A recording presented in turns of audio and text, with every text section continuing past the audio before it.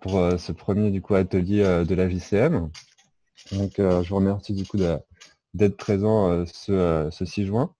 Donc là aujourd'hui nous allons faire notre premier atelier. Ce sera un atelier du coup sur l'écotourisme, animé du coup par Axel Frick. Donc Axel, je te laisse ouvrir le premier atelier de la JCM 2020. Merci beaucoup Martial. Donc Axel, je suis directeur de l'Association Citoyens de la Terre. Bienvenue à tous à cet atelier qui porte sur la jeunesse et la transition touristique en Méditerranée. L'idée, l'état d'esprit, c'est d'arriver à répondre un petit peu aux défis que nous avons en face de nous par rapport aux bouleversements climatiques, sanitaires et qui ont des impacts très importants sur le tourisme en Méditerranée. Vous savez que la Méditerranée, c'est la première destination touristique mondiale et qu'avec ce qui se passe en ce moment, avec la crise sanitaire, il y a un coup d'arrêt à cette économie touristique et donc elle doit se réinventer. Donc dans le cadre du festival AJCM, l'idée c'est de donner un maximum la parole aux jeunes qui se font face comme nous à ces grands défis économiques, sociaux, climatiques. Et l'idée, c'est qu'ils puissent partager autour de la Méditerranée un certain nombre d'initiatives intéressantes, innovantes, qui permettent un petit peu de créer des nouvelles voies pour la transition touristique. On sait que le tourisme de masse tel qu'on le connaissait avec le développement du tourisme asiatique, etc., il est quand même bien remis en question en ce moment. Donc, il faut trouver des nouvelles formes de tourisme qui soient plus respectueuses de l'environnement, des communautés locales et qui aient surtout un maximum d'impact positif sur les territoires. Donc, cet atelier est organisé, animé en intelligence collective. Ça veut dire qu'autour de cet atelier, il y a plein de points de vue différents du pourtour méditerranéen. On va démarrer la première phase avec des initiatives qui nous viennent de Corse. C'est Olivier et le comité Parola de Corse qui fait pas mal d'actions avec les jeunes, qui a proposé d'organiser cet atelier. Et donc, un certain nombre de jeunes, donc Annabelle, Charlotte et Samir, vont pouvoir commencer à nous partager des expériences innovantes en Corse. Ensuite, on aura une deuxième phase où on va élargir l'horizon avec des expériences en Algérie, au Maroc notamment, et plus largement en Méditerranée. On aura un focus un peu sur les aspects pédagogiques avec l'Italie et puis des FISMED aussi en France. Et enfin, on aura la troisième phase qui a été proposée par la collectivité aussi de Corse, qui est de co-construire ensemble un certain nombre de messages clés à faire passer à nos élus, à la filière touristique, pour justement développer, faciliter cette transition touristique, environnementale, etc. Donc, je laisse la parole maintenant au comité citoyen Parola avec Annabelle, peut-être, si tu veux bien démarrer. Oui, bonjour à tous. Alors moi je fais partie du comité Parola di Adjuventu et je suis aussi chargée de mission écotourisme en Corse orientale. Donc la Corse orientale, c'est un territoire qui comprend 2 communautés de communes, le Fiumorbo, Castello et l'Orient. Donc au total, c'est 35 communes et c'est un territoire qui est très rural et marqué par une agriculture historique. Donc un territoire assez propice à l'écotourisme. Diapo suivante.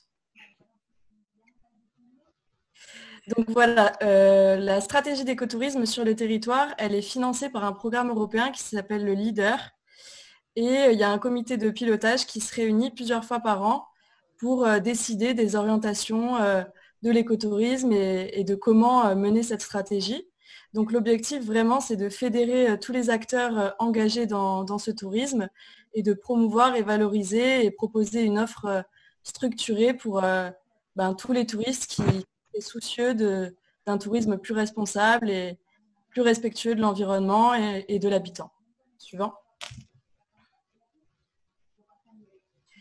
Donc l'idée, c'était pas forcément de créer un label parce qu'on veut partir dans une démarche progressive, tandis qu'un label, parfois, ça peut être un peu excluant. Donc là, l'objectif, c'est vraiment d'accompagner tous les acteurs qui veulent s'engager dans cette démarche. Donc on a créé une charte qui comprend 8 engagements. Donc voilà, mettre en valeur le territoire, mener une politique d'achat responsable.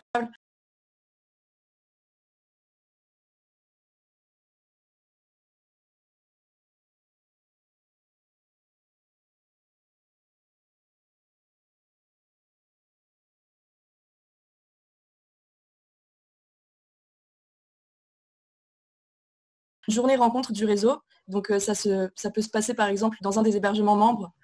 Puis ensuite, on va aller déjeuner dans l'un des restaurants membres du réseau.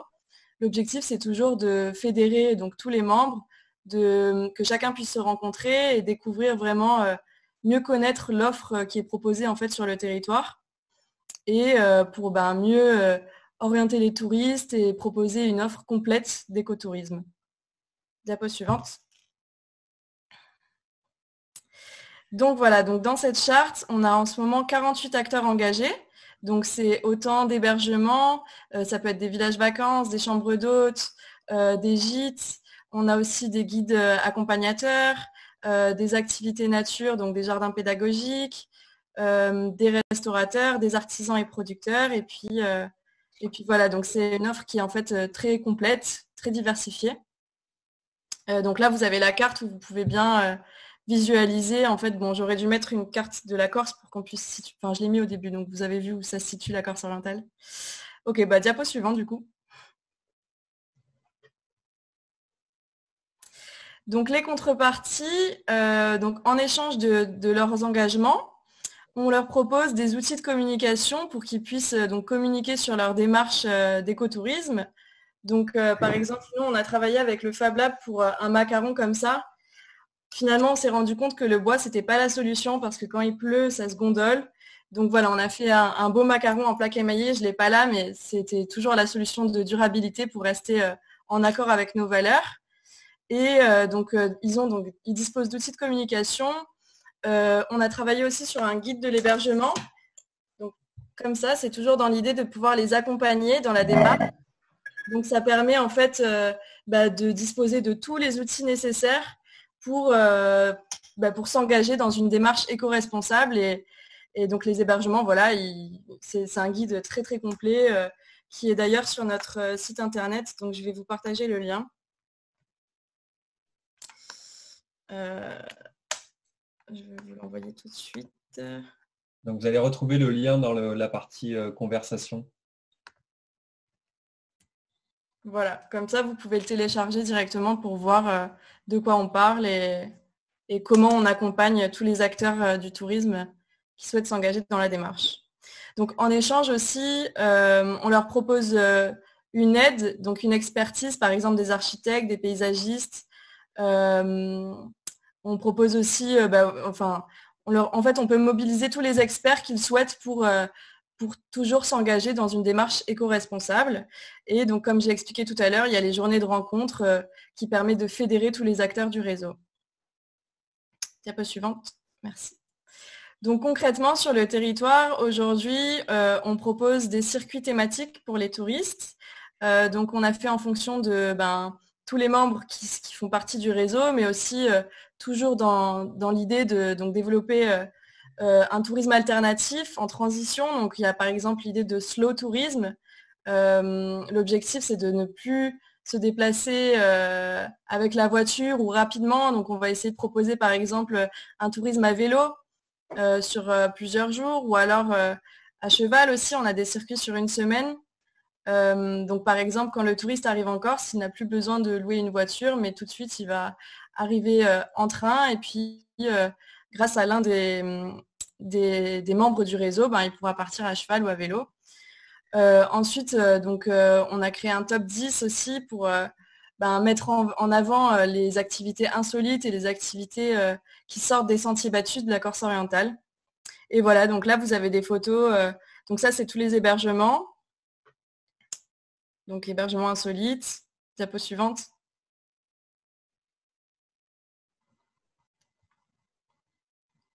Donc on a des cabanes dans les arbres, des choses. Voilà, donc ça c'est toutes les activités qu'on peut proposer. Donc c'est vraiment varié. Ça va du kayak, canoë, randonnée en montagne, cheval, vélo. Enfin, il y a beaucoup d'activités nature.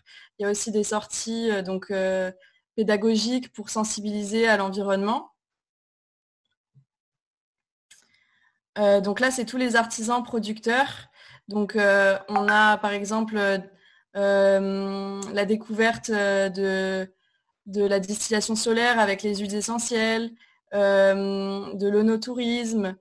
Il y a aussi, en fait, ils peuvent tout simplement partir directement à la rencontre des producteurs locaux et découvrir et échanger les savoir-faire et apprendre de leur métier. Ça, c'est tous les restaurants qui favorisent des achats responsables et qui font en sorte donc utiliser que des produits régionaux et des produits du terroir. Et là, donc, c'est un petit focus sur le profil de tous les membres du réseau. Et voilà, c'est fini. Merci beaucoup, Annabelle. Tu as à peu près tenu le temps. Bravo. J'invite Charlotte maintenant à aussi témoigner de ce projet d'écotourisme en Corse, toujours en essayant de respecter les 4 minutes, s'il te plaît. Je vais essayer. Bonjour à tous. Alors pour ma part, je vais vous présenter le projet RISPET, donc lancé en 2016 à l'initiative de l'Union des métiers et des industries de l'hôtellerie corse. Donc c'est un projet qui vise à diagnostiquer en fait l'impact environnemental des hôtels pour ensuite engager une démarche de réduction donc de cet impact qui par ailleurs permet donc à ces hôtels de faire des économies. Le projet vise à réduire les émissions de gaz à effet de serre, réduire la consommation d'eau et d'énergie, alléger le poids des déchets et consommer plus local et biologique. Donc comment ça se passe? En fait, tous les hôtels RISPET, comme 300 hôtels en Europe, mesurent son impact par la réalisation d'une étiquette environnementale, laquelle prend en compte l'ensemble des activités de l'hôtel.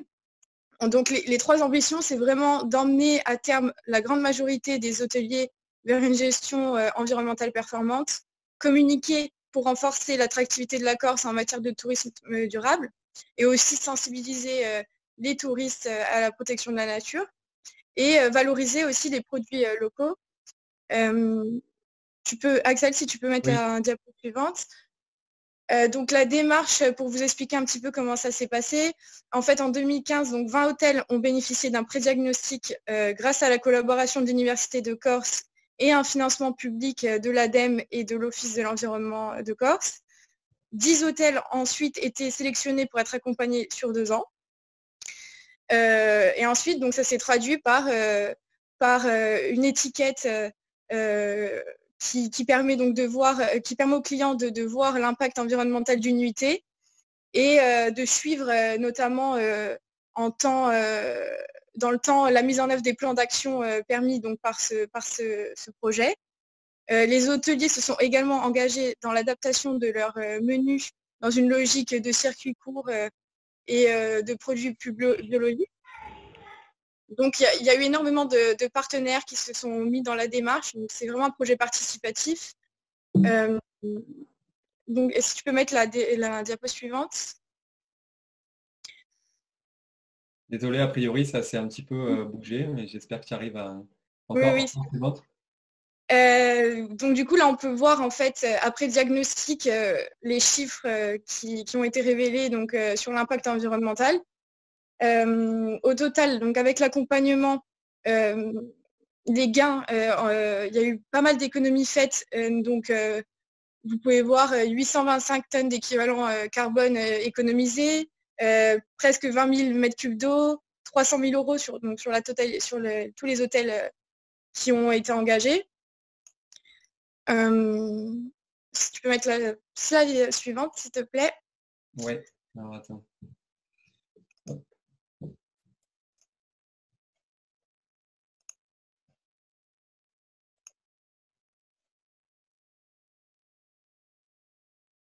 C'est bon?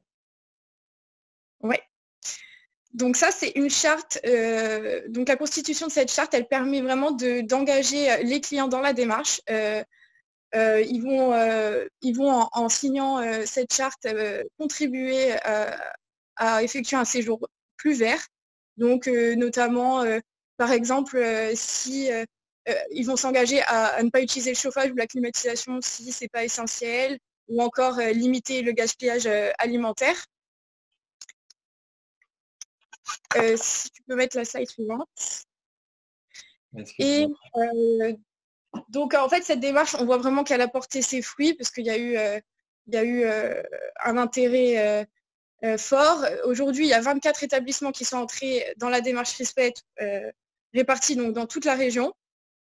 Donc, ça a permis aux hôtels de vraiment réduire leurs dépenses de fonctionnement, de connaître leur impact environnemental et de pouvoir communiquer sur ça et s'engager dans une vraie démarche de tourisme durable. Parce que les touristes sont aussi assez attentifs aujourd'hui aux considérations environnementales. Donc, c'est un projet qui a très bien fonctionné parce que l'accompagnement a été vraiment personnalisé, qu'il y a eu une démarche très volontariste de la part des hôteliers et que les résultats ont vraiment été positifs. Donc, ça permet de fédérer autour de ça. Les sites promotionnels, les tours opérateurs en ligne prennent de plus en plus en compte les critères environnementaux pour valoriser certains hôtels, etc. Donc, les hôtels, on pense qu'ils vont être de plus en plus amenés à faire attention à ce genre de choses, d'autant qu'en plus, ça représente des économies. Et voilà, c'est tout. Donc, on espère que les hôteliers continuent à s'engager dans ce type de démarche pour faire vraiment de la Corse une destination pionnière en matière de tourisme durable. Merci beaucoup Charlotte aussi d'avoir, c'est pas évident d'avoir tenu ce timing. L'expérience a l'air assez concrète et très intéressante et c'est vrai que la partager en Méditerranée. Alors après, on va voir que évidemment sur d'autres territoires, les contextes ne sont pas forcément les mêmes et il n'y a pas aussi tous ces soutiens publics qu'on peut avoir en France, mais en tout cas, c'est super de voir des résultats concrets là sur ces questions environnementales. Merci beaucoup. On passe à Samir, toujours avec ce temps de 4 minutes pour qu'on puisse garder à la fin de cette phase un petit peu des questions ou des compléments à apporter à ces initiatives corse. À toi, Samir. Bonjour. Moi, je vais vous présenter un exemple de centre d'écotourisme. Donc, c'est pas... Est-ce que tu préfères partager ton écran Samir, si tu as ton diapo, parce que moi j'avais ces documents-là intégrés dans le... Non, parce que je suis sur le téléphone, mais c'est pas grave. Bon, mais de toute façon, ça va être ton témoignage le plus important. Donc, le centre d'écotourisme s'appelle Upaiso Liasuera Uantu. C'est une structure qui accueille environ une trentaine de personnes avec des gîtes et des emplacements de camping. Il possède une double face, entrepreneuriale et associative. Les propriétaires sont Gilles Vandernoot et Pascal Touran, qui sont des amoureux du voyage et de la Corse. Ils ont une très bonne connaissance du tourisme local et international. Ils ont aussi à leur disposition une grande expérience professionnelle qui touche à plusieurs domaines, l'aménagement, l'environnement, la biologie et plein d'autres domaines encore. Donc, ils n'ont pas pu être là aujourd'hui, du coup, je vais vous présenter rapidement leur vision du tourisme. Ils ont voulu définir d'abord leur vision qu'est-ce qu'a été l'écotourisme. Pour eux, c'est basé certes sur l'écologie, mais sur d'autres piliers importants, comme la culture et les échanges interpersonnels. Ce dernier est d'ailleurs leur priorité, parce qu'ils se disent plus artisans du territoire plutôt que commerciaux. Quand je les ai interrogés sur la transition vers l'écotourisme, ils m'ont dit que toutes les structures ne pouvaient pas devenir écotouristes, mais pouvaient par contre faire des efforts pour adopter des comportements éco-responsables. Pour revenir à la structure, ils proposent plusieurs services, comme par exemple des journées à thème, qui reposent souvent sur des rencontres avec des artisans, des randonnées, des échanges culturels, etc. Ils proposent aussi des stages à la carte, à leur demande ou sur la demande des clients. Ces stages sont aussi sur différents thèmes. Ils ont par exemple organisé des thèmes sur la botanique, sur le bien-être, sur l'hôtellerie et encore d'autres. Il faut savoir aussi que tout le séjour est accompagné d'une sensibilisation au comportement éco-responsable, que ce soit à l'intérieur de la structure comme en dehors. Pour vous présenter rapidement leurs pratiques éco-responsables, quand ils ont construit ces gîtes, ils ont très bien pensé la construction avant. Leurs matériaux sont 100% écologiques. Ils sont construits avec des pierres, du bois, du liège pour les isolations, pardon. Les peintures sont faites de manière artisanale à base de farine ou de chaux. Ils ont aussi des installations innovantes, comme vous pouvez le voir à l'image, une installation pour le compost. C'est des installations qui sont uniques en Corse et qui sont rares dans la France. Ils ont aussi une station de phytoépuration. Alors qu'est-ce que c'est? C'est une station d'épuration qui fonctionne majoritairement de façon naturelle. Comme vous pouvez le voir, il y a des bassins, des plantes qui absorbent les particules et tout ça. Ils disposent aussi, comme vous allez le voir sur la diapo suivante, des chauffe-eau solaires qui allègent considérablement leur facture d'électricité. Enfin, ils pratiquent aussi des activités agricoles de manière traditionnelle. Comme vous pouvez le voir à l'image, ces terrasses qu'on appelle Eland. Donc voilà, je pense que je vous ai tout dit à peu près. J'ai pas eu beaucoup de temps, mais voilà, Bravo. merci beaucoup. Merci à toi, Samir, d'avoir respecté ces règles du jeu, c'est qui sont contraignantes, mais qui vont nous permettre d'avoir un temps de questions ou de compléments par rapport à ces questions, à ces initiatives corse. Est-ce que Olivier, peut-être pour démarrer, tu vas intervenir sur la manière dont toi tu fais le lien entre les jeunes aussi et puis ces expériences écotouristiques? Alors bonjour à tous. Donc moi j'anime le comité citoyen Parola di Adjuventu depuis 3 ans maintenant. Donc c'est un comité citoyen de jeunes âgés de 16 à 30 ans qui sont issus de tout le territoire corse. Donc ce sont des jeunes volontaires. Et je tiens à saluer donc le travail qui a été réalisé pour cet atelier parce que c'était vraiment très précis. La présentation ont été courtes mais assez précises. Voilà, au niveau du travail qui a été fait en amont, en fait, il y a eu une réflexion avec tous les membres du comité citoyen qui a été faite. C'est-à-dire, on est parti d'un exemple qui a été mis en place par des institutions, des communautés de communes. Donc, c'est l'exemple d'Annabelle et du centre écotouristique de la Corse orientale.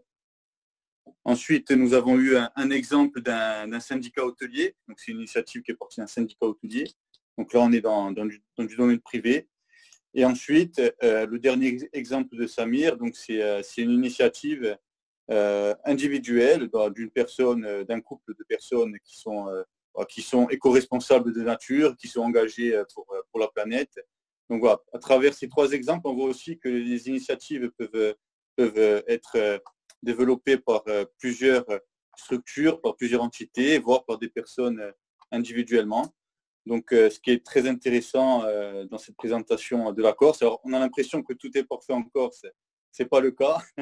C'est pas le cas. Il y a une volonté citoyenne, vraiment une volonté citoyenne d'aller vers l'écotourisme et une volonté politique dans certains endroits.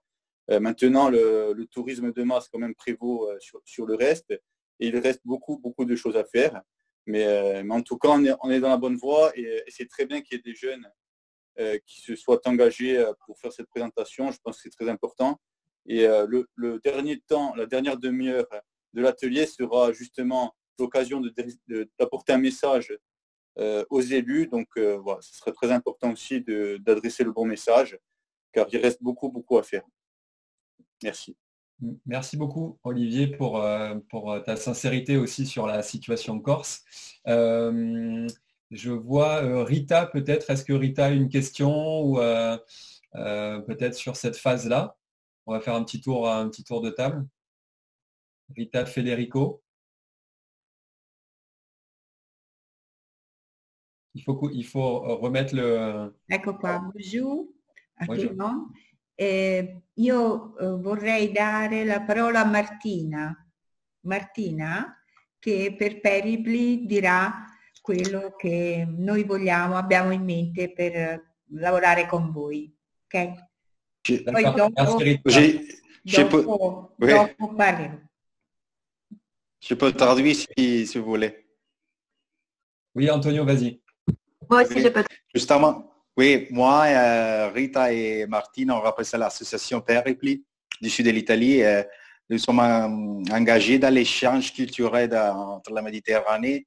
Et une de nos priorités, c'est la sensibilisation de la jeunesse qu'on organise par des séminaires dans l'école, l'université. Et notre idée, c'est d'organiser les prochains séminaires sur le thème de l'écotourisme pour partager toute cette expérience qu'on est en train de voir pendant ces festivals. Alors, Antonio, excuse-moi, tu auras un temps tout à l'heure, je vais te donner un temps pour présenter votre projet, etc. Là, on est dans une phase de questions, c'est juste, est-ce que tu as des questions? Ok. Merci. Voilà. Est-ce qu'il y a des personnes, levez la main s'il y a des personnes qui veulent, qui ont des questions par rapport aux Corses, aux initiatives Corses, ou qui veulent compléter un petit peu la vision de cette première phase pour lancer un petit peu le sujet. Est-ce que Nina a des questions? Ou Valérie, peut-être, si tu veux compléter par rapport au contexte corse? Alors, écoute, bonjour à tous. J'ai beaucoup apprécié les interventions je suis très fière. Je suis très fière de travailler pour ces jeunes et de travailler pour ce territoire. Bravo. Comme l'a dit très justement Olivier, on a beaucoup à faire, beaucoup à changer. Et je pense qu'aujourd'hui, cette question du bottom-up dont on parle tout le temps, vous savez, où on fait remonter les besoins et les envies du territoire, vous les jeunes, vous avez la parole et comptez sur moi en tout cas pour faire remonter ça près de nos élus. Je pense qu'encore s'il y a une conscientisation qui s'est faite, c'est clair, surtout après ce Covid, mais qu'effectivement, le profit rapidement immédiat, c'est un rouleau compresseur en face de nous. Mais ce que je me dis aussi, c'est les gens comme vous, les jeunes comme vous, qui allez construire le territoire, qui en ce moment, je pense que vous êtes notre investissement sur l'avenir. Donc, continuez vivement et comptez sur moi en tout cas pour de l'appui. Hein, mais il est certain que cette question de l'agro et de l'écotourisme, c'est certainement l'avenir de notre zone géographique et qu'il ne faut rien lâcher, quoi. Il ne faut rien lâcher. Merci Valérie pour ton intervention. C'est bien d'avoir le point de vue justement aussi d'une personne travaillant dans une collectivité. Donc Valérie s'occupe des relations internationales à la collectivité de Corse et est très dynamique et c'est vrai qu'il faut s'appuyer aussi sur ces personnes dynamiques dans les collectivités pour faire porter le message auprès des élus. Donc la phase 3 sera consacrée justement au message qu'on veut faire passer tous à nos élus sur les territoires. S'il n'y a pas sur ce retour d'expérience corse plus de questions que ça, parce que c'était très clair et bien structuré, comme disait Valérie, bravo les jeunes là-dessus. Je vous propose directement de passer à la phase 2. On passe dans notre deuxième demi-heure, on est bon au niveau du timing. Et on va démarrer par l'Algérie. On va sur l'autre rive avec Ahlem, donc de Plugging Association Algéria, qui va nous présenter un petit peu leur activité en lien avec l'écotourisme. Je te laisse la parole, Ahlem, et je vais repartager mon écran pour avoir quelques images. Merci Axel.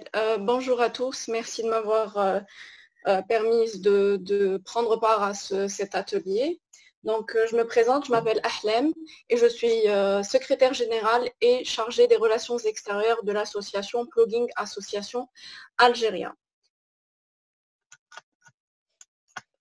Qu'est-ce qui s'est passé?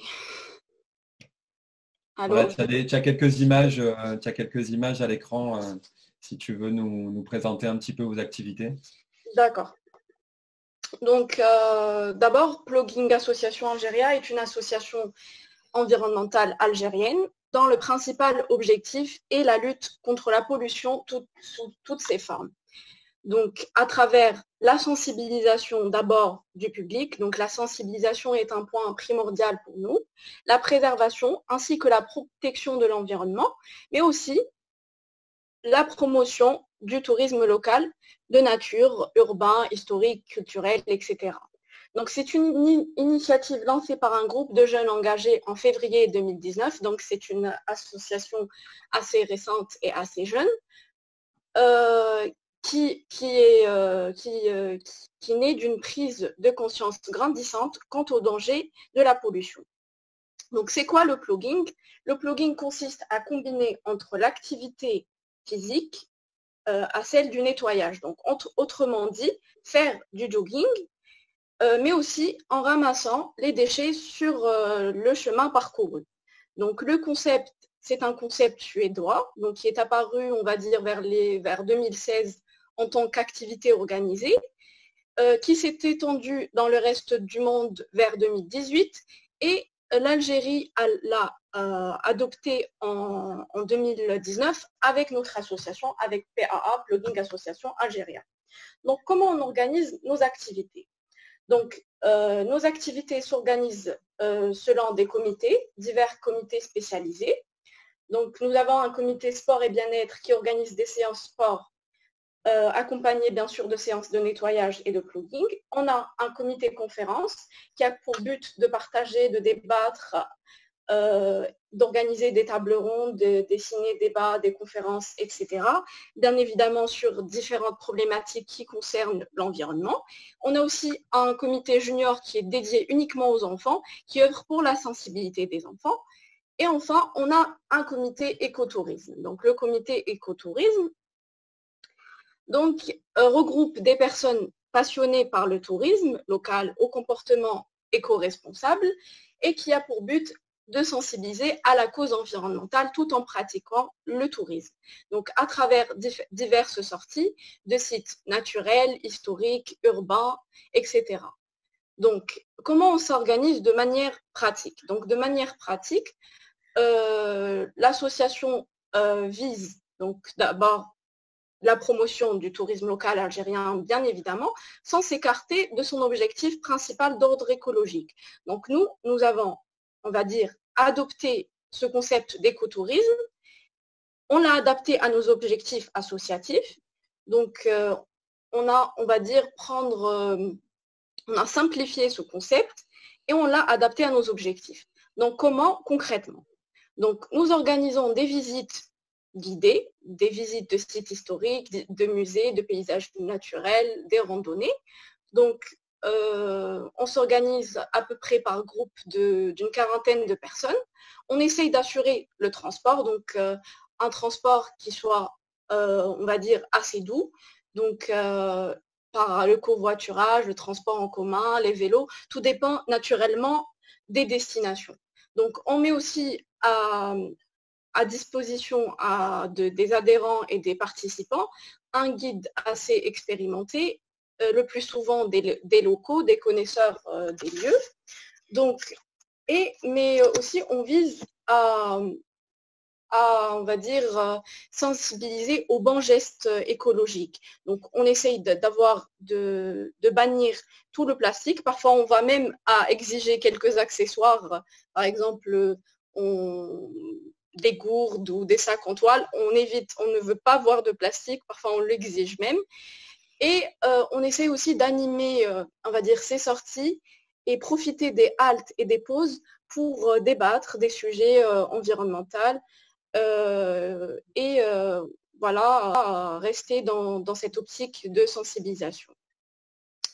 Donc, à la fin des visites, on essaye de pratiquer notre activité habituelle qui est le plogging. Donc, on va essayer de nettoyer les lieux à la fin des visites. Donc, si la nature du site nous permet de faire un jogging et ramasser donc un plogging, sinon, ça va être un simple trash tag ou un nettoyage des lieux. Donc, donc voilà, je vous ai un peu expliqué comment on essaye de s'organiser. Donc, j'espère que j'ai respecté le temps. Merci beaucoup, Arlem, de ce retour d'expérience intéressant qui associe donc la jeunesse, le sport et le lien entre finalement l'éducation à l'environnement et l'écotourisme. Donc c'est une super illustration de ça. Et puis ça fait plaisir de voir que certaines actions peuvent être autant en Suède qu'en Algérie. Donc elles sont transfrontalières. Et je vous rappelle d'ailleurs qu'il y a un challenge, Martial, pendant ces 3 jours, là, ça commence aujourd'hui, demain et lundi, sur tous nos territoires méditerranéens. L'idée, c'est justement de faire un plogging en synergie en Méditerranée, d'aller se faire des randos sympathiques ou des joggings et d'aller ramasser tous aussi des déchets juste autour de chez nous, mais de manière collective, en synergie pour se donner plus d'espoir, plus de force, etc., parce qu'on le fait en simultané. Martial, peut-être un petit mot là-dessus ? Exactement, Axel. Du coup, vous ne le voyez pas, vous, sur Zoom, mais du coup, pour les personnes qui nous suivent sur Facebook, en fait, on a un petit compteur qui est actualisé en temps réel, qui est aussi disponible du coup sur notre site web ajcmed.org. Donc, en fait, pendant ces 3 jours, donc dans toute la Méditerranée, on va avoir des personnes qui vont faire le plugging challenge. Donc, le plugging, c'est courir en ramassant des déchets. Donc, on est déjà à plus de 500 kg de ramassés sur plus de 60 km. Donc, je vous invite du coup à aller sur notre site web si vous souhaitez participer. Et tous les jours, à partir de 18h ou 19h le lundi, Surfrider du coup fera une petite émission sur notre live Facebook. Et du coup, les intervenants pourront discuter, présenter les bonnes pratiques. Et on aura aussi un peu les concours des photos les plus intéressantes qu'on peut retrouver lors de ces collectes. Merci Martial. On passe maintenant juste à côté au Maroc avec l'intervention de Hassan pour Migration et Développement qui sera complétée par Nourdine et peut-être Rachid du réseau Arendt. Toujours pareil avec essayer d'être un maximum dans le temps des 3-4 minutes dynamiques. Je passe quelques photos de mise en contexte au Maroc. À toi Hassan. Merci beaucoup Axel. Donc bonjour tout le monde. Merci Axel pour l'invitation à cet atelier. Et moi je suis Hassan Omassaoud, donc j'ai travaillé comme guide de montagne et puis maintenant je travaille avec Migration et Développement en tant qu'animateur de projets de jeunes. Et si je vais parler un petit peu sur le tourisme, notamment ce qu'on a fait au niveau du Migration et Développement, donc on a beaucoup travaillé, comme vous allez voir sur les photos, c'est sur le massif de Sirois. Donc le massif de Sirois, c'est un massif touristique en fait qui est situé dans l'anti-atlas marocain. Et notamment, l'idée justement de projet ou des activités qu'on a fait, c'était de mettre en place un tourisme de spécificité qui est basé sur tout ce qui est les spécificités locales, les potentialités et les ressources locales, notamment la question du patrimoine, la question le patrimoine, l'agroécologie, les produits de terroir, notamment les produits de terroir qu'on a dans cette région, on a principalement le safran comme un produit de marque dans la région. Et donc et puis aussi il y a tout ce qui concerne la question de pâturage, la question de la race sirois. Donc il y a une race de mouton qui s'appelle race sirois qui ça veut dire qui est très connue par la laine et qui nous amène à la question de l'artisanat, la question de la tapisserie, comme vous allez voir sur les photos, la question du patrimoine, donc le patrimoine architectural, le patrimoine paysager. Donc tout ça, ce sont les éléments sur lesquels il est basé le tourisme dans cette région, qui est vraiment rurale. Et c'est sur justement la base d'un diagnostic qu'on a fait dans la région et qu'on a trouvé que voilà, c'est une région montagneuse qui a pas mal de difficultés, qui a pas mal de problématiques, on va dire, environnementales, la question des changements climatiques. Donc, c'est une question qui est une région qui est très fragile et qui est très touchée. Et le tourisme dans cette région, on a travaillé que ça soit que ça soit un levier de développement. Et c'est sûr que c'est pas une activité principale, mais c'est une activité complémentaire. Donc, à la base de tous ces moyens, à la base de tous ces potentiels, ça nous amène justement à mettre en place un tourisme. Bien sûr, il ne s'agit pas d'un tourisme de masse, ça veut dire que c'est juste les amateurs de la montagne qui viennent vraiment là, et les groupes qui sont vraiment les amateurs de la nature et qui sont la clientèle de base pour cette région. Du coup, à la base de tous ces éléments-là, donc il y a quand même pas mal d'activités qui sont réalisées, notamment la construction des auberges, les gîtes d'étape, les formations pour les jeunes et tout ce qui est les personnes qui travaillent dans le domaine touristique, notamment les aubergistes, les guides de montagne, les femmes en fait qui travaillent sur la question de l'accueil touristique. Donc tout ça, ce sont des activités qu'on avait réalisées.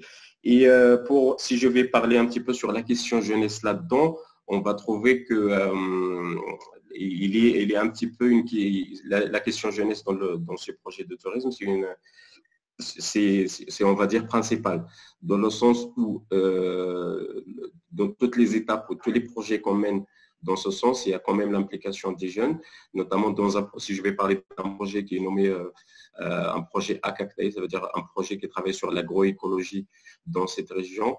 On a accompagné les jeunes, notamment les jeunes qui travaillent sur la question de l'agriculture, les jeunes éleveurs, pour avoir cette formation.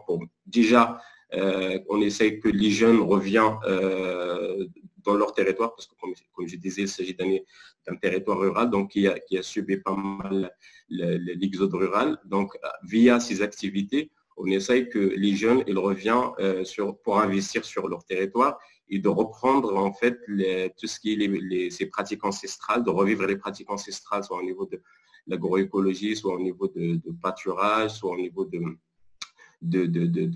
tout ce qui est l'artisanat en général. Donc, ça a commencé. Et puis, il y a aussi, dans ce sens de la jeunesse, il y a la création d'une coopérative de services touristiques qui contient les jeunes de la région et qui commence un petit peu à mettre, on va dire, la main et qui s'impliquent dans le développement de leur territoire. Sachant que son massif de Sirois, on va dire la région de Taïwan en général, c'est juste touristiquement, donc c'est juste un passage. Mais maintenant, il commence à devenir petit à petit une destination touristique. Et grâce à ces jeunes-là, donc cette coopérative de services touristiques qui contient des jeunes dans des différents services de tourisme, notamment le guidage, le transport touristique, l'hébergement et l'accueil. Donc, il essaye de mettre en place un petit peu un tourisme alternatif et que ces jeunes-là qui soient, eux, les personnes qui vont être les piliers de ce tourisme. Donc, voilà en gros. Et s'il y a des questions, on va laisser les recommandations et les questions pour la suite.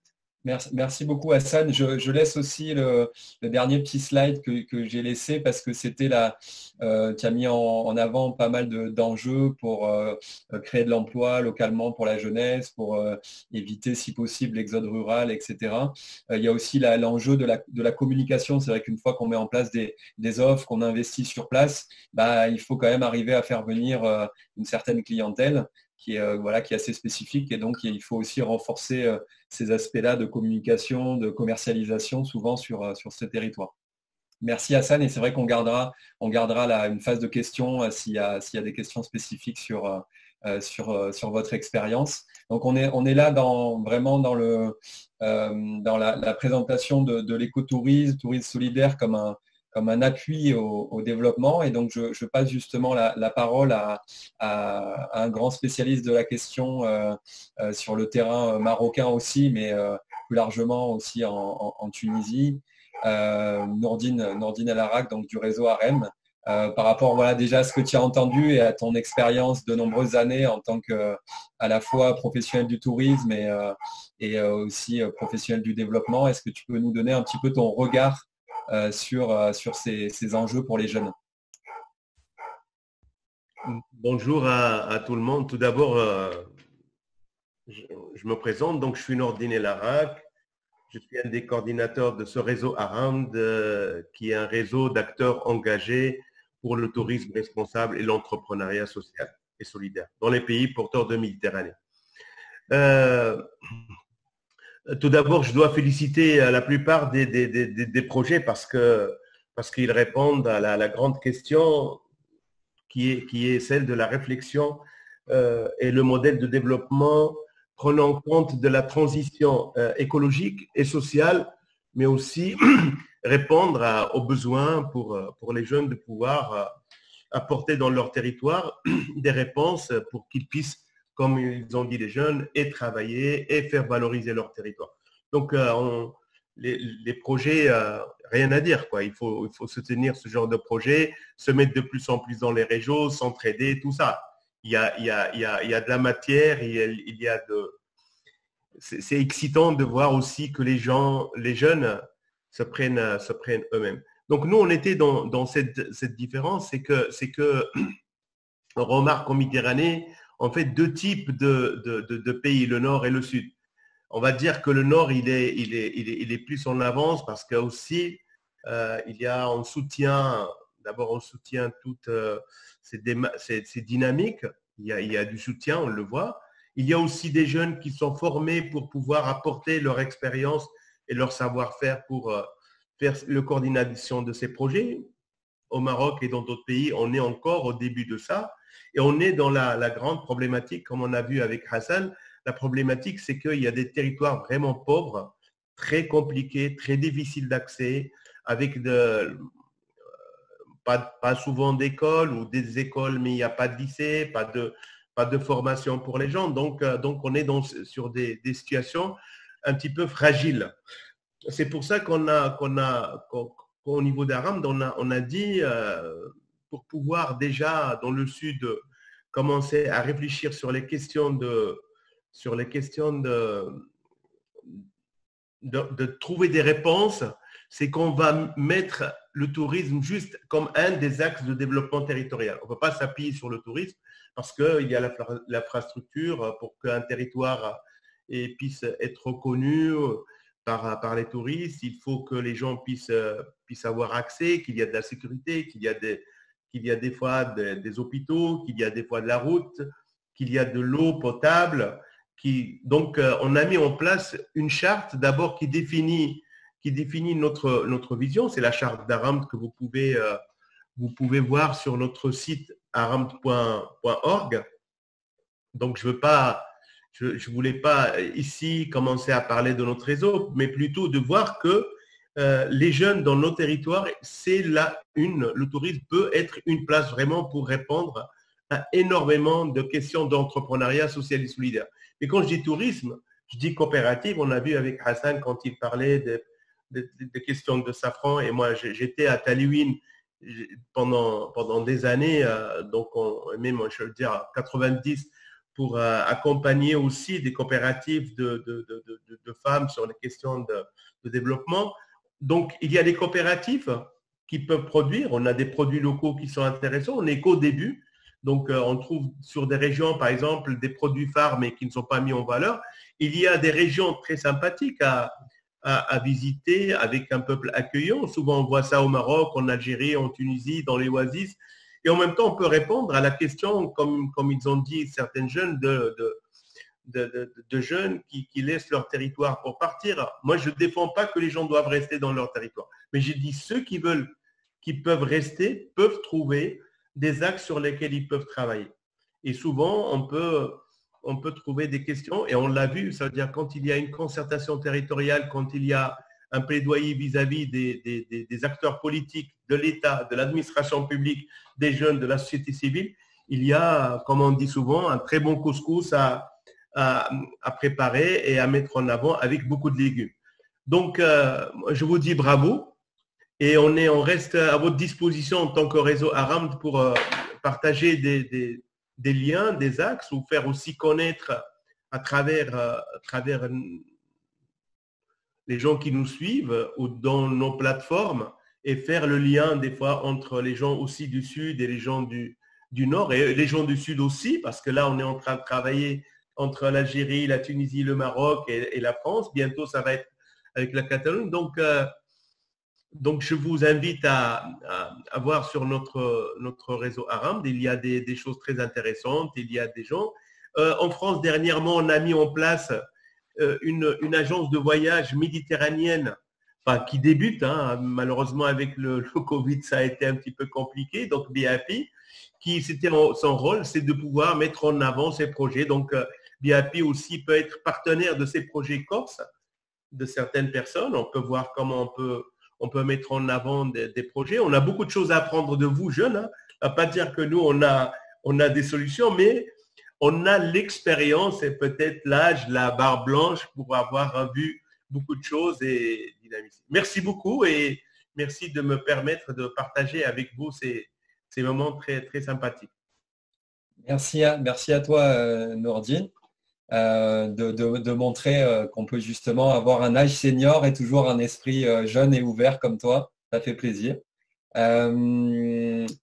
Je vous propose maintenant, après Rachid, peut-être si tu veux compléter, ou non, je te ferai intervenir, Rachid, après l'ensemble des intervenants pour compléter ta vision côté contexte oasien au Maroc. Ok. Donc là, je vous propose de passer maintenant à un aspect pédagogique avec Péripli Antonio.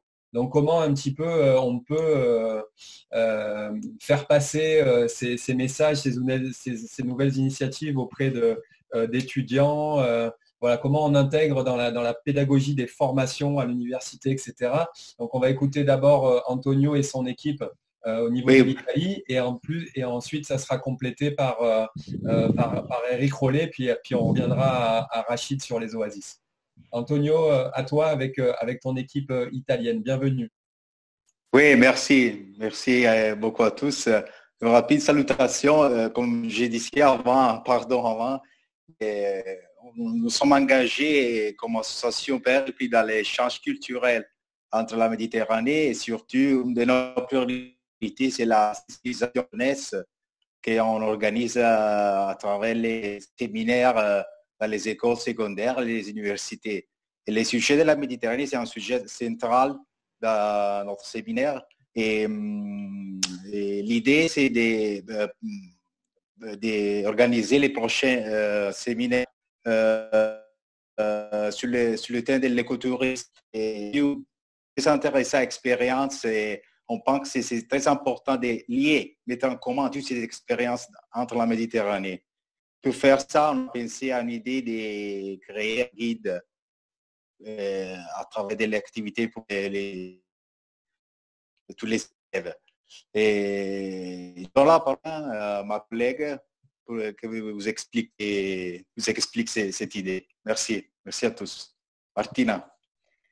Okay, so thank you, Antonio. Thank you, Axel, and good morning, and thank you for the invitation. So I belong to the association Péripli that, as Antonio already said, has the task to organize seminars in the high school about the culture of dialogue, peace, and Mediterranean citizenship. Our commitment in the context of ecotourism is to set up courses for the training of Mediterranean ecotourist mini guides, aiming to deepen the environmental issue from several levels, because we think that the awareness of citizenship on an ecological point of view will allow us to look further ahead than the boundary where we move. Our goal can be achieved by the experience of the partners or of other association in the southern of Italy, so that we can give breath to a format that can easily be spread through the countries which are linked by the Mediterranean. We have been inspired by other projects born in Italy, which are related to ecotourism. For example, Legambiente Turismo, which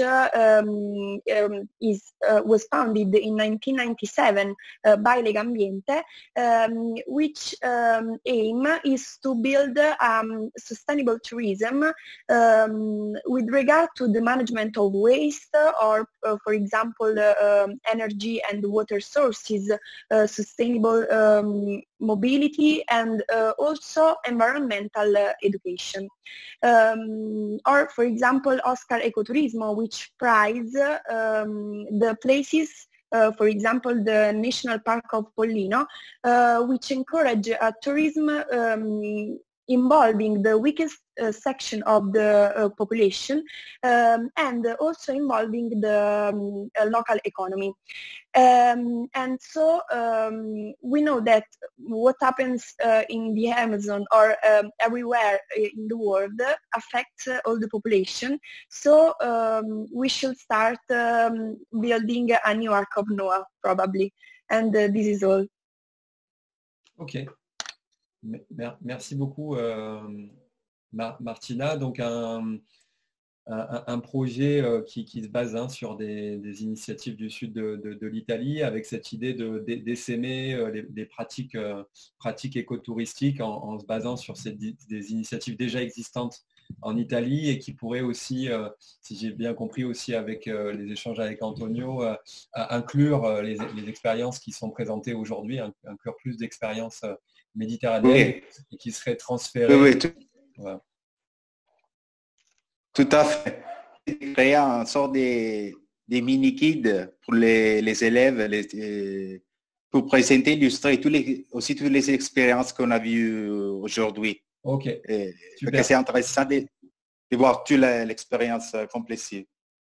Merci Martina, merci Antonio et Rita sur cette proposition. Je pense qu'on aura des occasions de rester en lien et de creuser ces projets, ces initiatives. On passe maintenant à Eric Rollet avec l'initiative DEFISMED Jeunes qui est aussi beaucoup sur l'implication des jeunes, des universités dans la promotion de ces nouvelles formes touristiques. Eric, à toi. Toujours assez rapidement si c'est possible. Ouais, t'inquiète pas. Bonjour à tous. Oui, l'idée de l'association DEFIMED, eh bien, elle vise à révéler des initiatives comme les vôtres partout en Méditerranée et de les relier sous forme d'un seul bloc, de fédérer un petit peu et de démontrer combien l'écotourisme peut avoir des vertus de transition de notre monde et de sensibiliser un large public à des pratiques qui soient plus éco-vertueuses dans leurs loisirs et dans leur vie quotidienne.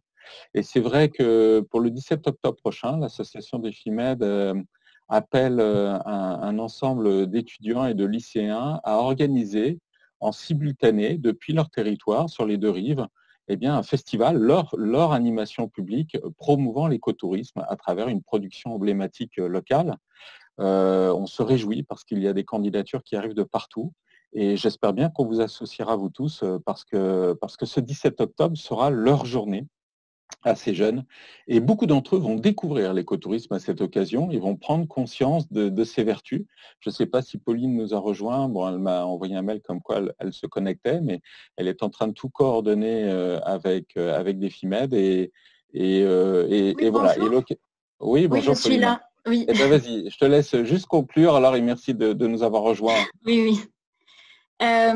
Oui, du coup, comme l'a dit Eric, DEFIMED vise à promouvoir le développement de l'écotourisme en Méditerranée et on a lancé un nouveau projet qui s'appelle le projet DEFIMED Jeunes et il consiste, avec la collaboration de lycées, d'établissements de l'enseignement supérieur en Méditerranée, à créer un itinéraire écotouristique méditerranéen et comme l'a précisé Eric, la première étape, elle se déroule le 17 octobre prochain.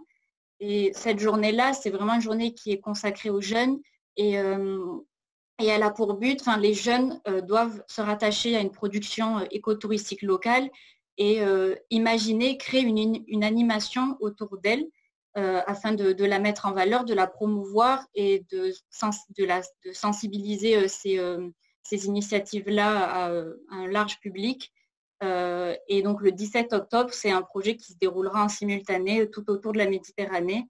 Donc il y a déjà le Maroc, l'Algérie, la France, la région Occitanie qui est mobilisée et encore d'autres pays et régions.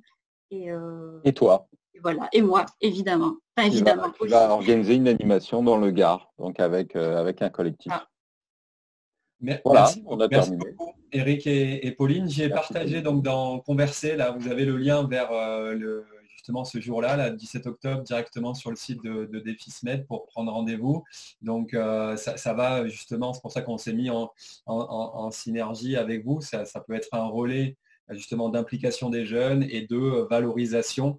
Comme on l'a vu, il y avait besoin quand même, toutes ces initiatives-là, de leur donner plus de force, de les alimenter en termes de communication, de montrer que voilà, un certain nombre de choses positives existent déjà et qu'il faut les développer plus largement, surtout dans nos contextes où on est.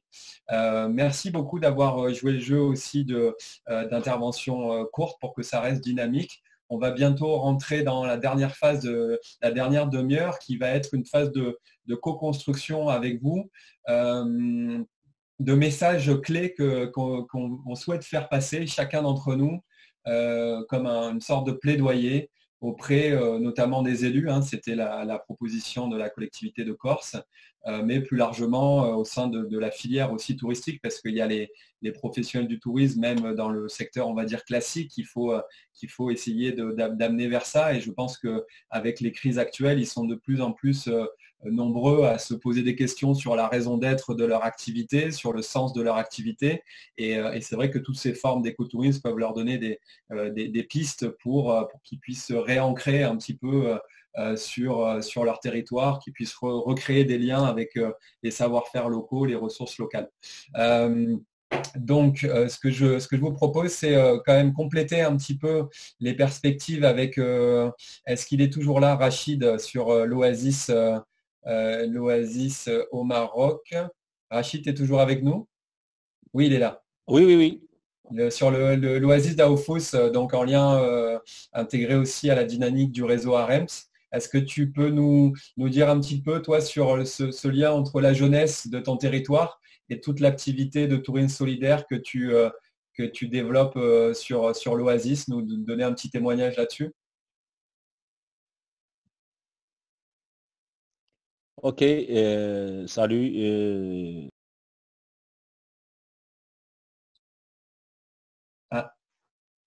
Je m'appelle Rachid Ameraoui, de Riyad, président de l'association ASDA, Association Solidaire et Développement à Oufous. Donc nous, on travaille, je suis professionnel du tourisme, j'ai un établissement touristique, Gîte La Grotte Vallée, à la vallée du Ziz, le sud-est du Maroc. Donc avec notre association, on a commencé en 2011 avec notre ami Nordine Harak, il est avec nous ici, avec notre ami Axel de la France de Marseille. Donc au départ, c'était une association des gîteurs, des professionnels du tourisme, c'était en 2011. Après, on a élargi un peu le réseau, on a créé un réseau associatif, déjà Association Solidarité et Développement à Oufous.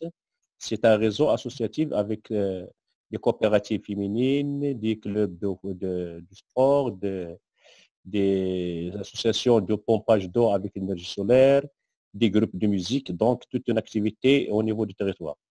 Donc, pour passer à après, on a créé un site internet. Donc, si visiteaoufous.com, vous pouvez le voir, www.visiteaoufous.com. Donc, sur ce site, il y a toutes les données. C'était le premier projet avec notre ami Nordil Harak, de réseau ARAM de l'association SODEV.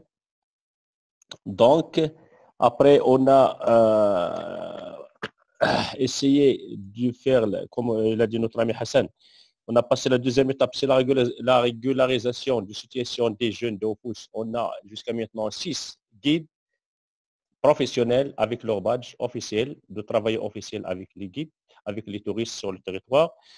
Donc, sur les projets maintenant, c'était prévu le mois de mars dernier. C'est bien dommage grâce à cette épidémie. Donc, c'était prévu de recevoir des jeunes étudiants de Marseille grâce à l'agence créée par notre ami. C'est la première agence déjà qui commence à organiser dans le tourisme et à travailler dans le tourisme solidaire. Le grand projet maintenant qu'on a à la vallée du Ziz, c'est essayer ensemble de changer et de planter jusqu'à 6000 palmiers, nouveaux palmiers. Donc, parce qu'à chaque fois, vous savez, on a un grand problème ici, c'est à chaque fois il y a des feux qui s'allument, qui viennent sur les palmiers. Donc, il y a des palmiers qui sont brûlés. Donc, on essaye d'amener les gens, des touristes, en même temps, c'est pas des touristes, mais ils vont participer à planter de nouveaux palmiers, échanger et nettoyer ce qui est brûlé. D'autres projets maintenant en cours aujourd'hui maintenant. Il y a une trentaine de jeunes de notre XAR maintenant qui ont commencé à faire des pistes, créer des pistes dans la Palmeraie pour faciliter l'accès des pompistes lorsqu'ils vont venir pour atteindre les feux. Donc, il y a encore un autre projet encore maintenant dans le côté patrimoine, ça toujours en collaboration avec les autorités, avec la commune de Oufous et la commune d'Urtib, ces deux communes. C'est le projet de restauration du XAR et l'aménagement du XAR. Vraiment, il y a un grand projet maintenant qui est en cours de 1,2 milliard un grand XAR modèle. Et donc, ça sera à chaque fois, il y aura un XAR dans le but de restaurer tous les XAR parce que la vallée du Ziz, c'est la vallée de Draa, par exemple. Il y a plusieurs Kasbah et pas beaucoup de XAR, mais à la vallée du Ziz, c'est que du XAR. Il y a une seule Kasbah, donc à chaque fois, on essaye avec les autorités, avec les moyens qu'on a, d'aménager et de restaurer un XAR, donc selon le budget financier. Il y a encore un autre projet Rachid. en cours maintenant. Excuse-moi, Rachid. Excuse-moi, juste parce que j'aimerais qu'on puisse rentrer dans la phase de faire passer des messages auprès des élus. Est-ce que toi, si tu avais justement un message important sur ces aspects d'écotourisme, d'écotourisme solidaire à faire passer pour les territoires, pour les élus, qu'est-ce que tu proposes ?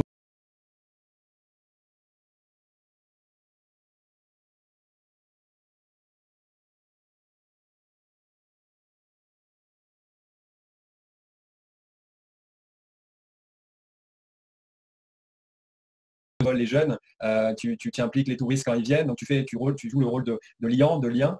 Voilà, si tu avais un message important à faire passer, tu dirais quoi? Le message important à passer ou bien à partager avec les gens, c'est tous les projets proches, bien futurs, doivent prendre en considération la protection de l'environnement et la protection de notre vie, donc l'air et l'eau.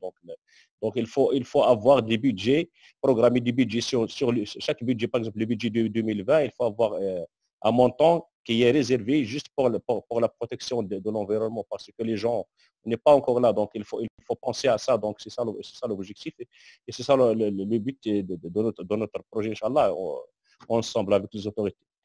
D'accord. Merci à tout le monde.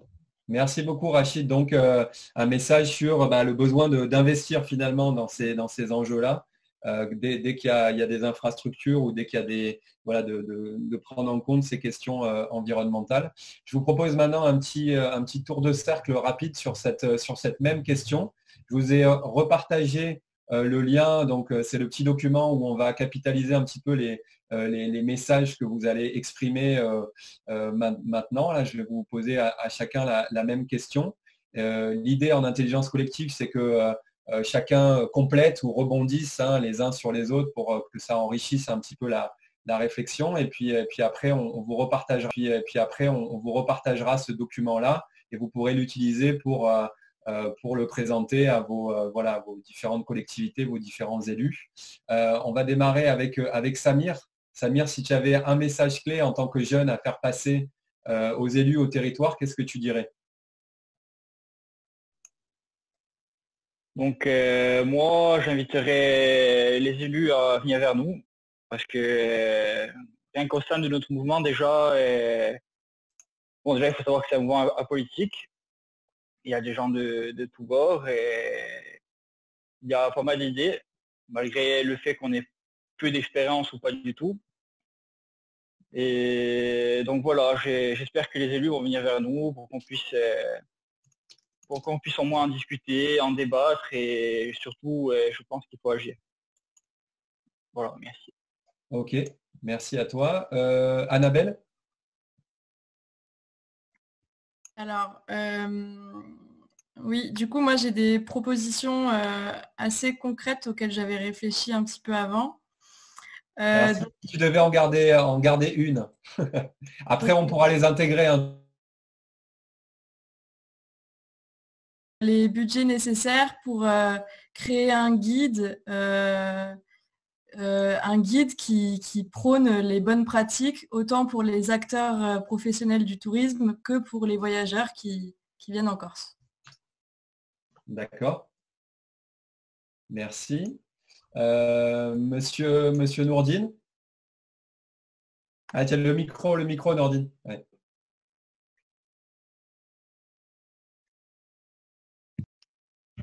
Allô, allô. Bon, faire sans moi, c'est contre moi. Moi, je pense la première chose, c'est de pouvoir envoyer ces dynamiques-là.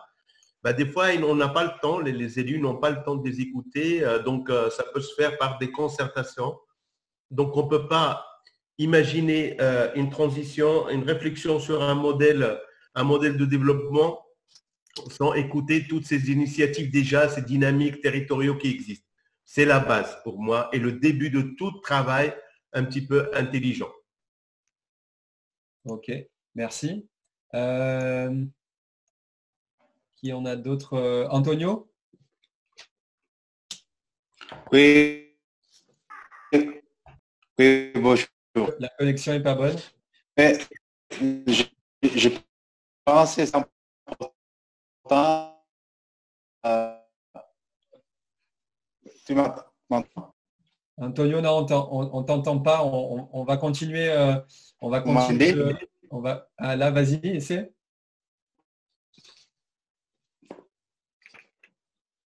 Non, ça marche pas bien. On va continuer. Oui, ok. Je pense à communiquer à les élus que. Ah oui, ok.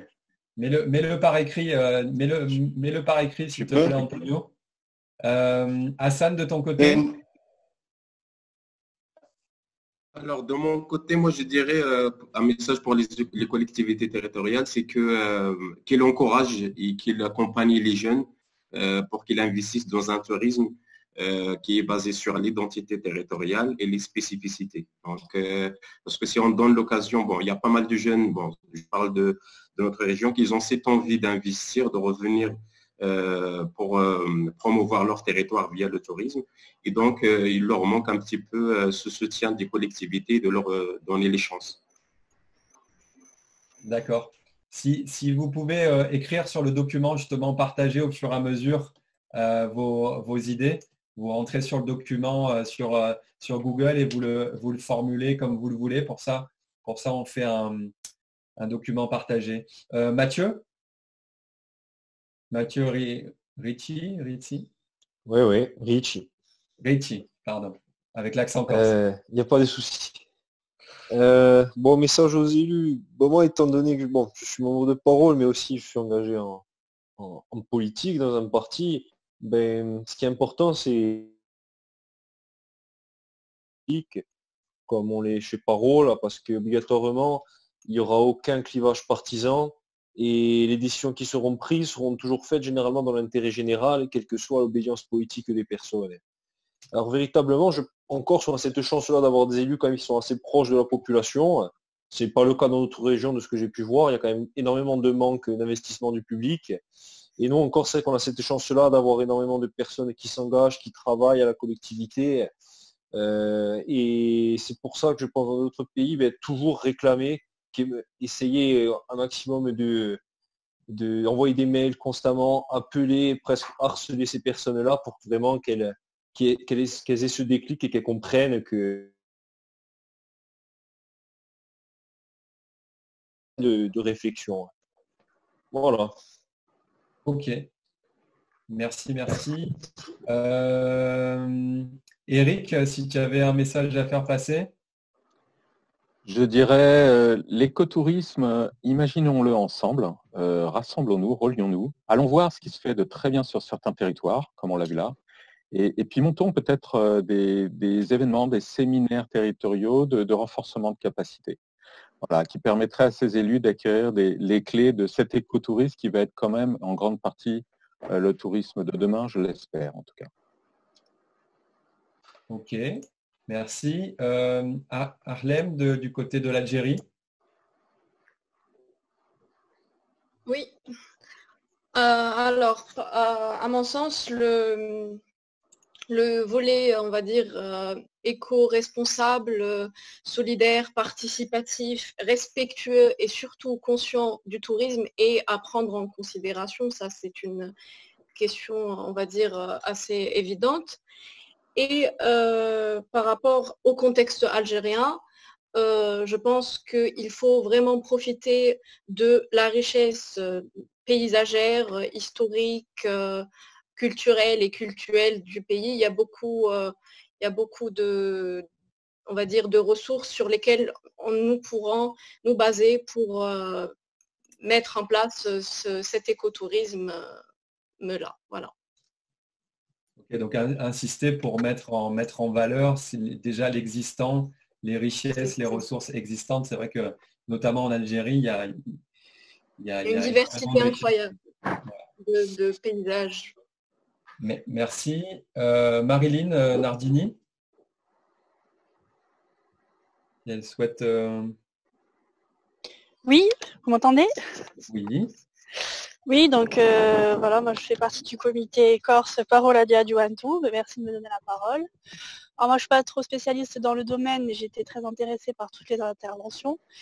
Et d'après ce que j'ai pu comprendre, d'après ce que j'ai pu saisir de la parole de toutes les personnes, c'est que oui, qu'on soit jeune ou plus expérimenté, on est tous dans la même dynamique de prendre en compte la part environnementale dans le tourisme.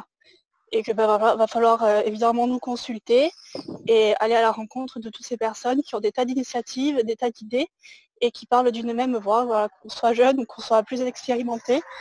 Il y a des choses à faire. Et également débloquer des budgets, voilà, de donner les moyens de mettre en œuvre.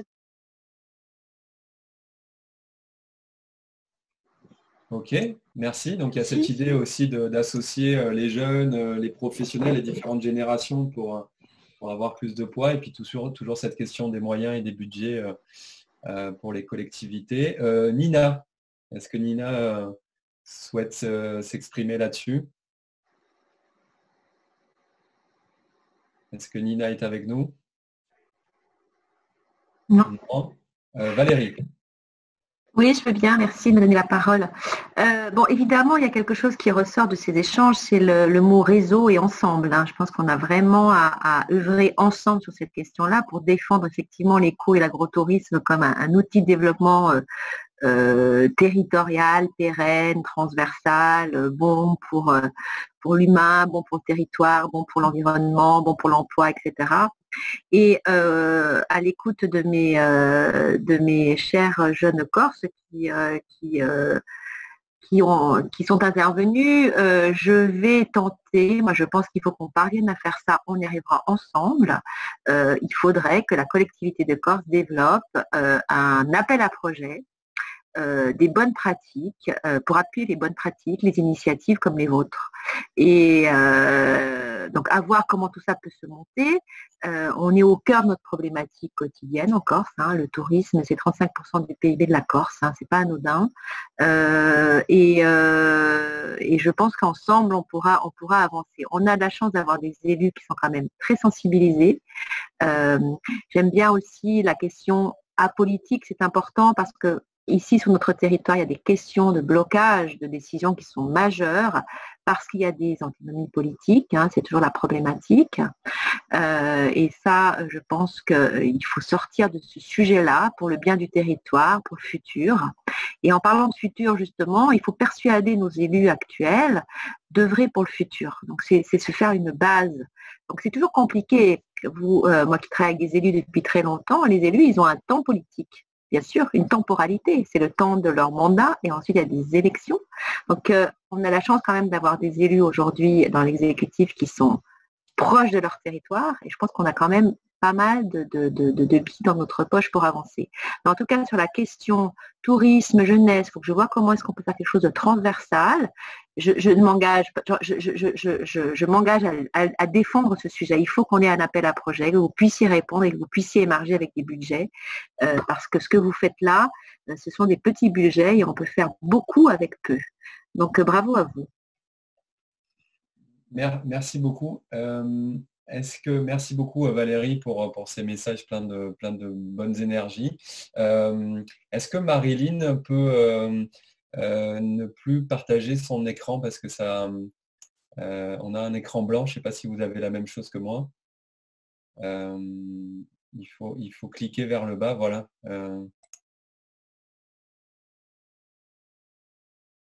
Bon. Vous m'entendez toujours ?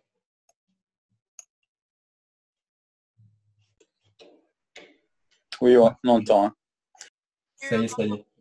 Oui, excusez-moi, j'ai appuyé sur un bouton involontairement. Il n'y a pas de souci, il n'y a pas de souci. Nous avons Aridj Foudala. Est-ce que vous voulez intervenir ? Alors pour moi, non. Ben, je voulais juste attribuer un petit mot pour vous tous, pour chacun de vous. Donc je vous souhaite bon courage pour toutes ces initiatives-là. Et je suis vraiment fière, sachant que je suis membre déjà de Plugging Association Algeria. Et voilà, donc je vous remercie à tous pour toutes ces informations enrichissantes et tout ce que vous défendez. Merci. Eh ben, merci pour aussi ce message positif. Alexandra ?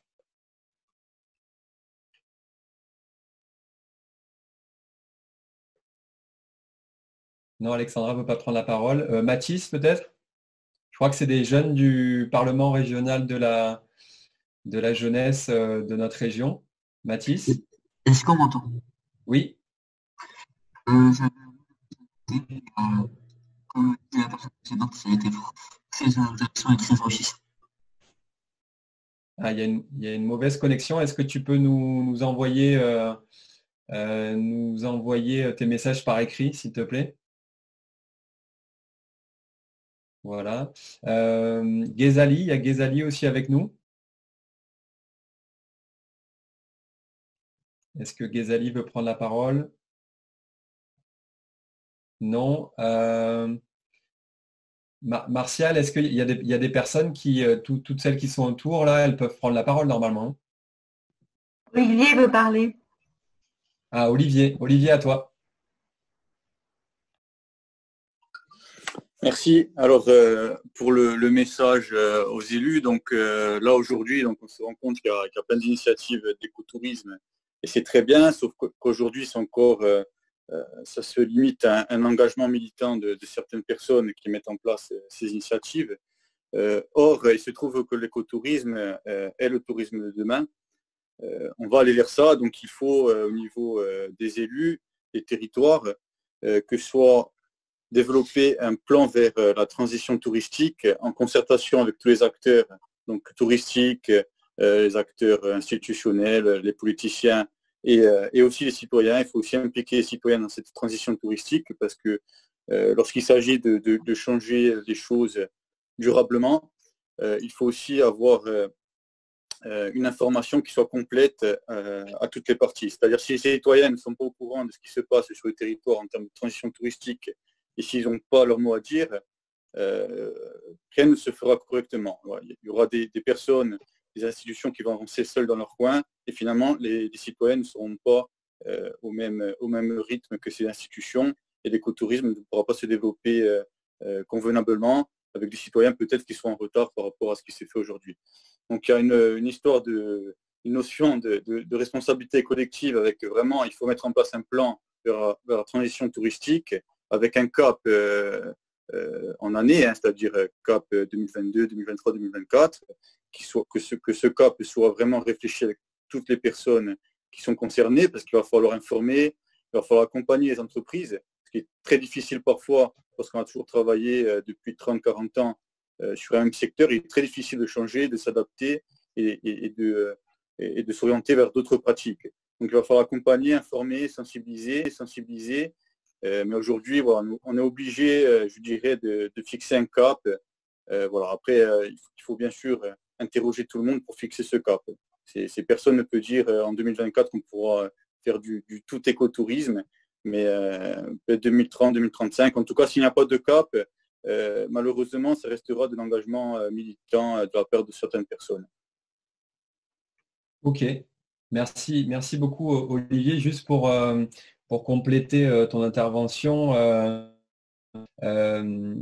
par rapport à l'action, l'accompagnement au changement un petit peu des entreprises de la filière, nous on a un petit peu l'habitude à Citoyens de la Terre d'accompagner ce type d'acteurs, et c'est vrai que c'est important que les collectivités facilitent beaucoup l'action pour ces acteurs qui n'ont pas démarré, qui sont pas nés avec ces pratiques touristiques et qui ont besoin d'avancer petit à petit. Ils sont là aussi souvent maintenant dans des situations économiques difficiles, donc il faut être aussi pragmatique et justement leur montrer que finalement c'est pas si compliqué de mettre ces pratiques en place. Enfin, en tout cas, certaines pratiques peuvent être mises en place sans énormément d'investissement. Et ensuite, pour celles qui demandent plus d'investissement, qui est justement les collectivités qui puissent appuyer ces nouvelles formes de tourisme.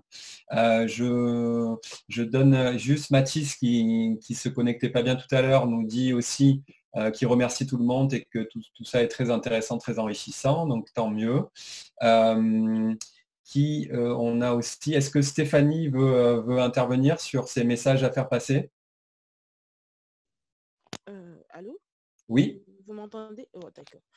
En fait, j'ai surtout choisi de suivre en fait cet atelier parce que à la base, je suis pas originaire d'un pays qui borde un peu la Méditerranée et tout. Mais l'idée d'écotourisme m'a quand même passionnée parce que je suis plutôt doctorante en droit de l'environnement. D'accord. Et vous êtes dans quelle région? Je suis à Toulon. D'accord. Voilà. Et je dois dire que j'ai beaucoup appris et que c'est assez inspirant. C'est vrai que je suis de l'Afrique de l'Ouest, mais la manière dont chaque jeune s'implique pour promouvoir en fait et le tourisme et en même temps la protection de l'environnement, c'est quelque chose que j'espère pouvoir utiliser à bon escient grâce à toutes vos expériences et à tout ce que vous avez dit pour reproduire à peu près la même chose chez moi. Donc pour ça, je vous dis merci. Super, merci à vous Stéphanie. Est-ce que Myriam veut intervenir sur des messages à faire passer? Myriam Mekakia. Oui, d'abord je vous remercie pour l'engagement et l'engagement que chacun de vous fait pour notre planète. Tout d'abord, j'aimerais bien qu'on concentre plus sur les citoyens. Ok. D'accord, je vous remercie. Merci Myriam, ça rejoint de ce que disait Olivier, hein, c'est-à-dire d'un côté passer des messages au niveau des élus, les collectivités. Bien sûr, il faut toujours avoir une volonté politique pour qu'on puisse réaliser notre idée écologique, mais pour moi, je pense que ça commence toujours au niveau de la petite échelle. Petite échelle, implication. À travers les citoyens. De former un citoyen écologique. Ok, merci. Myriam, tu es dans quel territoire? Je suis membre de Plugin Association Algérienne. En Algérie aussi. Oui, okay. D'accord. Merci beaucoup. Merci Myriam. Et Pauline? Est-ce que Pauline va intervenir? Oui, excusez-moi. Oui, je viens d'écrire sur le Google Doc. C'est une idée qui revient, celle de favoriser la consultation citoyenne en créant justement des arènes participatives, comme c'est déjà le cas en France et aussi dans d'autres pays. Par exemple, en France, la Convention citoyenne pour le climat, ça serait intéressant de produire ces mêmes types d'initiatives, mais concernant l'écotourisme. Voilà. Ok. Donc, il y a un bon consensus autour de cette dynamique citoyenne, relais citoyen pour justement avoir une certaine force vis-à-vis des élus, et on voit que si les élus sont à l'écoute de leurs citoyens, mais c'est vrai que ça peut avoir un impact concret. Il y a Aridj Foudallah qui voulait ajouter un petit mot. Chef de comité junior, Aridj. Oui, alors j'ai bien écrit un message, mais c'était juste pour vous dire que pour bien voilà, sensibiliser les enfants au fait, ça a été d'une grande importance pour nous, pour vraiment réussir au courant de cette année. Et ça a été parmi les plus beaux événements, parmi les plus belles initiatives, parce qu'on voit que l'enfant est réceptif, on voit que voilà, il y a un résultat, il commence à adopter les bons gestes pour être écolo, pour en quelque sorte défendre cette cause. Et voilà, c'est une grande fierté pour nous. Donc, vraiment, j'insiste sur ce fait. Merci à vous. Merci. Abir, que je crois qu'elle vient de se connecter. Abir Blidi, est-ce que vous voulez intervenir? Non, elle n'a pas forcément tout suivi. Ok. Est-ce que Martina? Yeah, can I say something? Rita Federico told me to say you that she has 3 key words in order to change, and these words are cooperation, circular economy, and non-emergency politics. She thinks that basing our work on these 3 words, we can change. Okay, thank you. Il y avait coopération, économie circulaire, and the third one, le troisième? Non-emergency politics. Ok. Merci. Ghezali qui voulait intervenir aussi. Merci pour tous les efforts que vous avez déployés pour nous transmettre toutes ces informations enrichissantes. Elle est doctorante donc sur la pollution microplastique dans les plages. Donc la première idée, donc sensibiliser les citoyens, c'est la base. Voilà, qui va se répercuter sur notre santé, notre bien-être. Donc il y a bien cette idée qui revient de l'implication maximum des citoyens.